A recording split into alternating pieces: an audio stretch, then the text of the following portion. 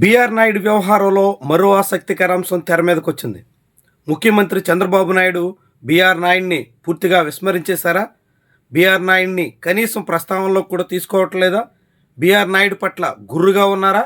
కాకుంటే ఇప్పుడు ఆయన మీద తీవ్ర వ్యతిరేకత ఉంది కాబట్టి కావాలనే పక్కన పెడుతున్నారా? ఇలాంటి ప్రశ్నలన్నీ ఇప్పుడు ఉదయిస్తున్నాయి.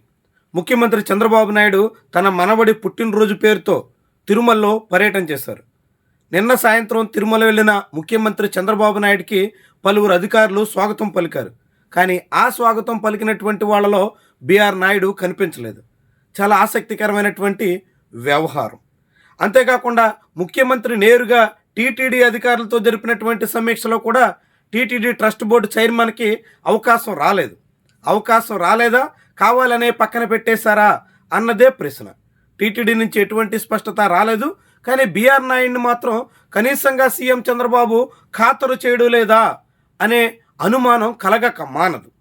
బీఆర్ నాయుడు మరో మహిళతో సన్నిహితంగా ఉన్నటువంటి వీడియోలు వెలుగులోకి వచ్చిన తర్వాత రాష్ట్ర వ్యాప్తంగా రాజకీయంగా దుమారం రేగింది. బీఆర్ నాయుడు కారణంగా తెలుగుదేశం పార్టీ నేతలు తలలు పట్టుకోవలసిన పరిస్థితి వచ్చింది. ఆ క్రమంలోనే బీఆర్ నాయుడు కూడా చాలా తలబిరుసుతనంతో కామెంట్ చేశారు. నాకేమన్నా ఇది లెక్క అన్నట్టుగా టీటీడీ బోర్డు చైర్మన్ హోదా గురించి చాలా తేలిగ్గా మాట్లాడారు.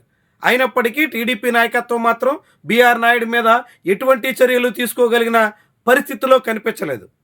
కానీ ముఖ్యమంత్రి చంద్రబాబు నాయుడు తిరుమల వెళ్ళిన సమయంలో బీఆర్ నాయుడికి ఎందుకు ప్రాధాన్యత దక్కలేదు అన్నది ప్రశ్న. స్వాగతం పలికే సమయంలో కేవలం నారా లోకేష్కి బుకే ఇచ్చేదానికి మాత్రమే బీఆర్ నాయుడు పరిమితం అయ్యారు. చంద్రబాబు నాయుడు దగ్గరికి వెళ్ళడం, ఆయనకు స్వాగతం పలికే కార్యక్రమంలో కనీసం కూడా కనిపించలేదు. ఆ తర్వాత కీలకమైనటువంటి సమీక్ష సమావేశంలో చైర్మన్ లేకుండా కేవలం అధికారులకే పరిమితం చేయడం అన్నదే ఆసక్తికరమైనటువంటి వ్యవహారం. బీఆర్ నాయుడు మీద చర్యలు తీసుకోలేకపోతున్న చంద్రబాబు బదనామవుతున్నటువంటి తరుణంలో ఆ బురదంతా తనకెక్కడ అంటుకుంటుందో అనేటువంటి ఉద్దేశంతోనే పక్కన పెట్టారా అనే ప్రశ్న కూడా ఉదయిస్తుంది. కారణం ఏమైనా Chandrababu Naidu TTD trust board chairman లేకుండా టీటీడీ వ్యవహారాల మీద సమీక్ష చేయడం, చంద్రబాబు స్వాగతం పలకడానికి టీటీడీ బోర్డు చైర్మన్ కనీసం కూడా హాజరు కాకపోవడం, ఈ రెండు మాత్రం కీలకమైనటువంటి వ్యవహారాలు. బీఆర్ నాయుడు వీడియో వెలుగులోకి వచ్చిన తర్వాత చంద్రబాబు నాయుడు బీఆర్ నాయుడు మధ్య దూరం పెరిగిందా అనే అనుమానం కూడా కలుగుతుంది. అయితే ఇదంతా ఉద్దేశపూర్వకంగానే ప్రజల్లో మరింత బదనాం కాకుండా ఉండేదానికోసమే ముఖ్యమంత్రి తీసుకున్న జాగ్రత్తలు అనే మాట వినిపిస్తుంది. ఎందుకంటే బీఆర్ నాయుడు స్వయంగా ముఖ్యమంత్రి దర్శనం చేసుకున్న తర్వాత మాడవీధుల్లో నడిచొస్తున్నటువంటి సమయంలో సీఎం కుటుంబం వెనకే కనబడ్డారు.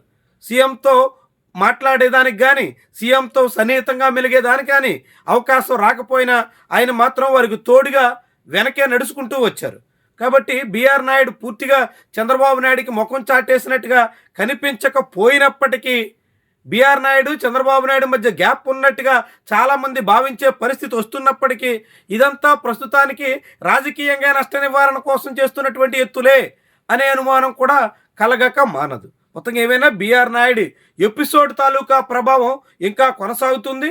ఇప్పటికే బీఆర్ నాయుడు దాదాపుగా నెల రోజుల పాటు తిరుమలలో అడుగుపెట్టే అవకాశం దక్కలేదు.